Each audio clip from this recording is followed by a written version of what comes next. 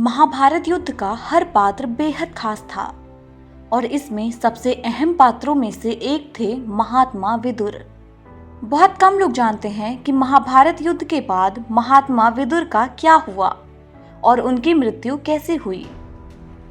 कुरुक्षेत्र युद्ध समाप्त होने के बाद पांडवों के बड़े भाई युधिष्ठिर हस्तिनापुर के राजा बने और उन्होंने महात्मा विदुर से प्रधानमंत्री का पद संभालने का अनुरोध किया। लेकिन महात्मा विदुर हमेशा कुरुक्षेत्र युद्ध के खिलाफ थे और इसलिए युद्ध समाप्त होने के बाद उन्होंने प्रधानमंत्री पद से इस्तीफा दे दिया। इसके बाद वे संजय, गांधारी और कुंती के साथ जंगल में सादा जीवन जीने चले गए। महाभारत ग्रंथ में महात्मा विदुर को धर्मराज का रूप माना जाता है और योद्धा होते हुए भी उन्होंने महाभारत युद्ध लड़ने से मना कर दिया, इसलिए वे युद्ध से दूर रहे। जब कुरुक्षेत्र युद्ध अपने अंतिम चरण में था तब विदुर भगवान कृष्ण के पास गए और उनसे एक निवेदन किया। विदुर ने कहा कि प्रभु, मेरी एक अंतिम इच्छा है जो मैं आपसे कहना चाहता हूँ। विदुर ने कहा कि पृथ्वी पर ऐसा प्रलयंकारी युद्ध देखकर मुझे पश्चाताप हो रहा है। मैं मृत्यु के बाद अपने शरीर का एक भी अंग इस धरती पर नहीं छोड़ना चाहता।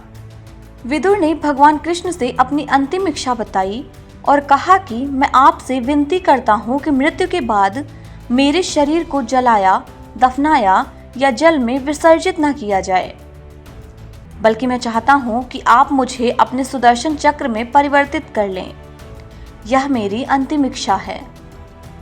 भगवान कृष्ण ने विदुर को आश्वासन दिया कि मृत्यु के बाद उनकी ये इच्छा अवश्य पूरी करेंगे। महाभारत युद्ध के बाद विदुर वन में चले गए और उन्होंने काफी समय बिताया। जब विदुर का अंतिम समय आया तो पांचों पांडव उनसे मिलने वन में पहुंचे। जैसे ही विदुर ने युधिष्ठिर को देखा तो उन्होंने अपने प्राण त्याग दिए और युधिष्ठिर में विलीन हो गए। यह घटना इस प्रकार घटित हुई कि युधिष्ठिर कुछ समझ नहीं पाए। इसका कारण जानने के लिए उन्होंने भगवान कृष्ण का स्मरण किया।